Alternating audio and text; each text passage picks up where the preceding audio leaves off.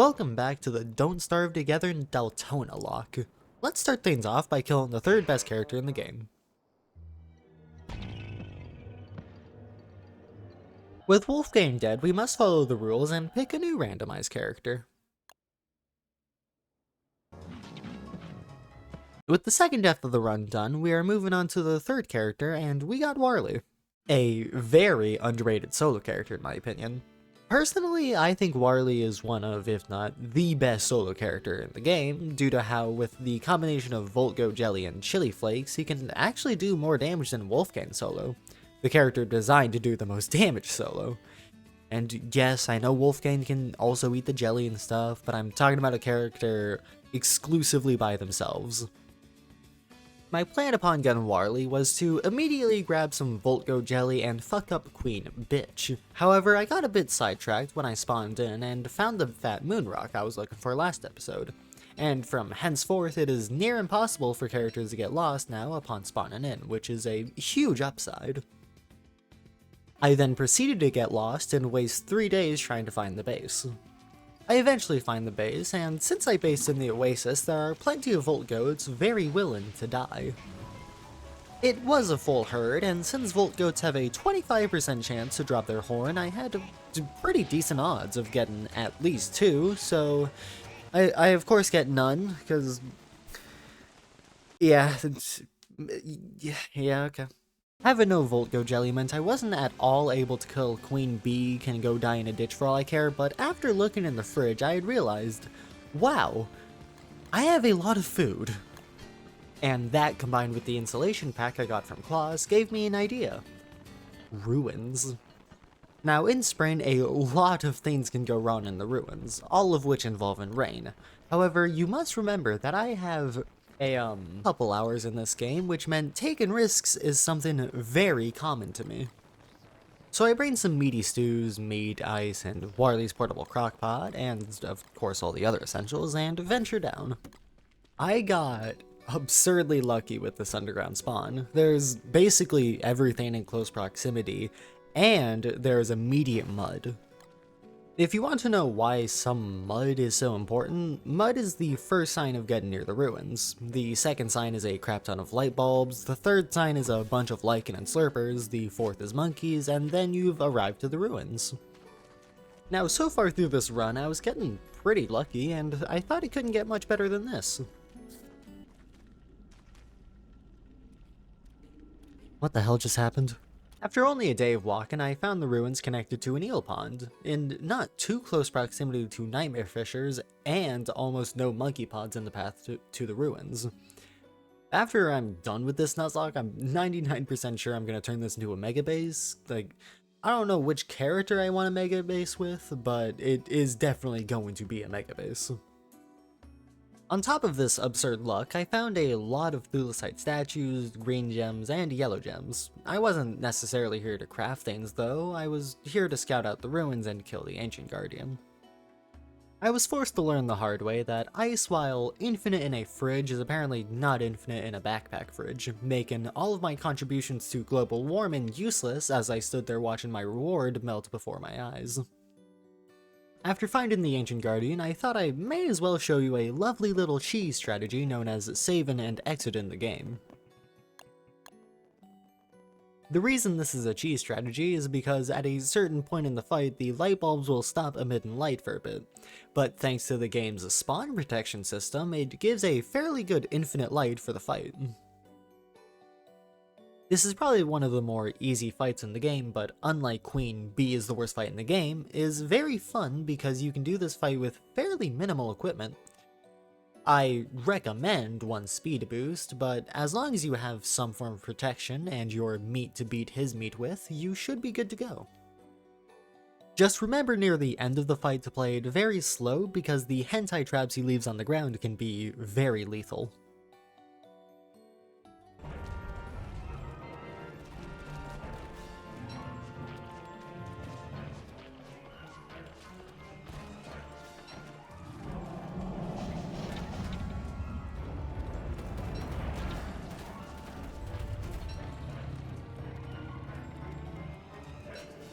The reward for killing him is a lot of the 2 important colored gems, a Star Color Staff, and a Megaluminescence.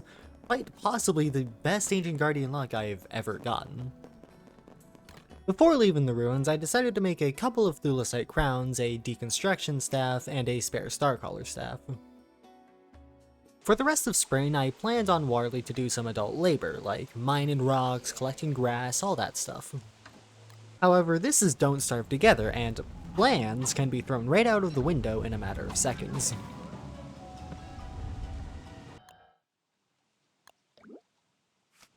Wolfgang, you gotta stop making this a habit, man. Our next character ready to die a horrible death is Weber. However, considering he's half child, half spider, I decided he wouldn't fight any major bosses and instead do what Warley was supposed to do, which is child labor. Seriously though, 90% of the remaining spring was just spent prepping for Bee Queen by getting Silica Nightmare fuel. As for the remaining 10%, I spent that on accidentally summoning a spider army and a frog army to kill 2 Miskis. Since I wasn't going to be killing either Toadstool or a Fuel Weaver, this was kind of useless, but at the same time, boss kills are boss kills. And I do want to clarify something I should have clarified last episode. I said that giants would contribute points towards the total number of points mentioned last episode, but after editing that video I thought to myself, fuck that, and looked at this handy little outdated graph made by Orange on YouTube. The new rule towards this whole point system is that each mini-boss gives 0 points, giants 1 point, and raid bosses 3 points. Based on the total number of bosses killed, we have a total of 2 Miskis, 2 Eyes of Terror, 1 Deerclops, 1 Dragonfly, 1 Kloss, and 1 Ancient Guardian, adding up to a total of 14 points thus far.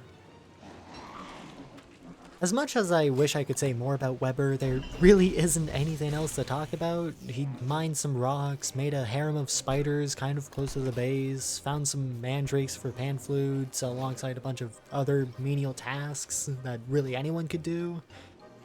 So, like, I could have optimized Weber more, could have. I decided no, though. What I wanted to use the rest of summer for was to map out the caves to get the location of the archives, and craft as much stuff from the ruins as possible. Mainly Thulecite crowns, but some suits and more Star Color staffs would help. This season was kind of important to get started right away so that the upcoming character wouldn't die of immediate heatstroke, and so we got the best character for this, WX78. The automaton ready to stab your heart, spit on your grave, and steal your girlfriend at any moment. Before I went into hiding in order to avoid the sun like I do in real life, I scanned a moleworm and a rabbit. The moleworm so that I could see in the dark permanently or removing one of the biggest things about Don't Starve Together, and a rabbit so that in the future I can become the robot version of a deer when they notice a car running directly at them. While I was in what looked like my real life room, I was starting to notice how broken WX really was. He had no penalty for stale food, he never needed to drop or use a lantern, when I was in the ruins he gained a 25% passive speed boost, and gears could be eaten to heal him for a crap ton, restore all of his sanity, and restore something like 75 hunger. Does the gear eating part make him a cannibal? Putting morality aside like I always do, I exit the archives with 40 Thulecite and 5 living logs. If the place I was spending the summer in was not as dangerous as it was usually, it was literally the same situation as Weber's life. I spent a life exclusively skipping a season and grabbing some gear for future characters, and that was it. So all you guys really have to know is that the entirety of summer was skipped while grabbing an absurd amount of gear for the future. Mostly Thulecite crowns, some Star Color staffs, and a couple suits, but not too many. However, not all of WX's life was spent cosplaying as a sweaty middle-aged gamer still in their mom's basement. For day 71, the exact day summer was over, I wanted to complete a quest essential for activating the Moonstorm. Usually this takes a lot of resources and friends, however I borrowed a strategy and made it my own. Behold, the Circle of Canada! You gotta love it when indie developers try to balance a game, but then the most dumb shit imaginable breaks the hell out of it. After the full moon event was done with, I decided I wanted to play the lottery and try to get a character capable of killing Bee Queen. So either Wendy to cheese or Wigfrid to destroy. But then I got a character I had completely forgotten about. Wartox. Out of all the characters I could have gotten, Wartox was probably the most perfect character of them all, and I got to work right away. Then I found this inexplicable cooked mandrake out in the middle of nowhere. I genuinely just don't know where this came from. If you know, comment, but I genuinely don't believe there's any reason for this to be here. Now cue the very epic Queen Bee fight! Cue the Queen... Where's the Queen Bee fight? Hello? Where's the Queen Bee? I didn't record it. It seems I accidentally hit the stop record button right as the fight started. Which I don't know how that is even possible, considering my hotkey for that is the fucking plus button on my keyboard. I killed her, but I didn't record it. I went back to base, a tad pissed that I managed to fuck up this badly. I got to work making the base look nice and everything, but then I had a voice in the back of my head say something. YouTube hate comments, YouTube hate comments. That was enough to scare the living day out of me. And so, even though I beat the queen, the queen bitch fair and square, I decided that bitch needed to die. And be shown dead. And so I did something I normally never do. I rolled back to...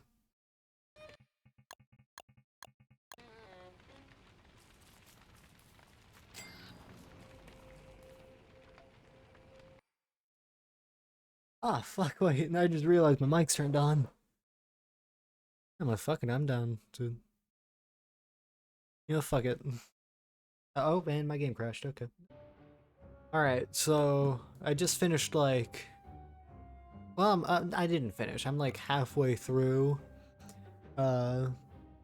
editing the video. I've decided I didn't like how I forgot to record Bee Queen. So, yep, just gonna do that, and we're gonna resume. That should be the exact day right before I fought Bee Queen. So, I don't know if I'm gonna be commentating over the fight or anything. I don't know. You know what, yeah, I'll probably... Fuck it, I'll commentate over the fight. This is gonna be Deltona gameplay. It's gonna be wild. You're all gonna love it. There's gonna be epic music. It's just gonna be in the background. It's gonna be awesome. Oh, fuck. You know what? Yeah, this works. At what point was this in the fight? Wait. Hold on. Wait. Here, let me collect myself. Okay, so it's right before phase 2.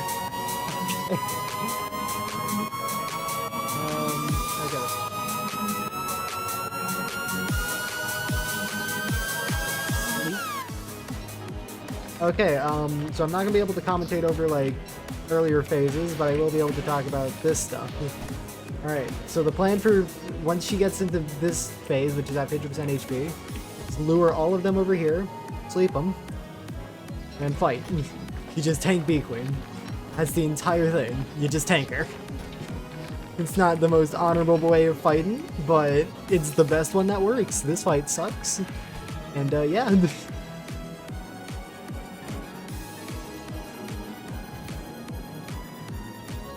Okay, I kind of fucked up here. You don't actually want to sleep Bee Queen, because instead of tanking, you'll just run. It saves you a bit of HP, yes, but it does cost a lot more pan flutes because you get less damage in. So normally you won't want to sleep the Bee Queen yourself.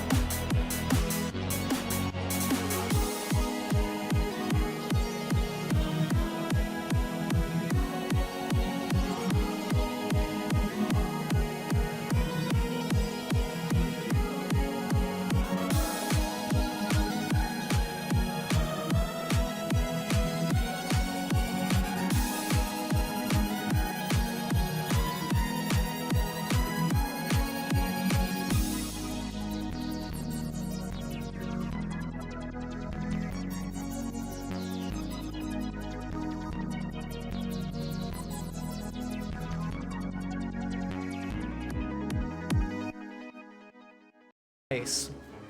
Cleanish. Not really, but kind of. And I actually have all the pan flute saved. Nice. Clean. Oh fuck. And then Chitin Grumble Bees is the literal exact same as Chitin regular bees. Hit him once, back off. Hit him once, back off. Hit him once, hit him once. Okay, there we go. With Bee Queen dead, that is one of the 2 big hurdles done before the final fight. And with that, I believe that is a good time to end the video on. If you stuck around this long, I hope you have a good rest of your day, evening, night, whatever time it is for you, and I hope to see you next time.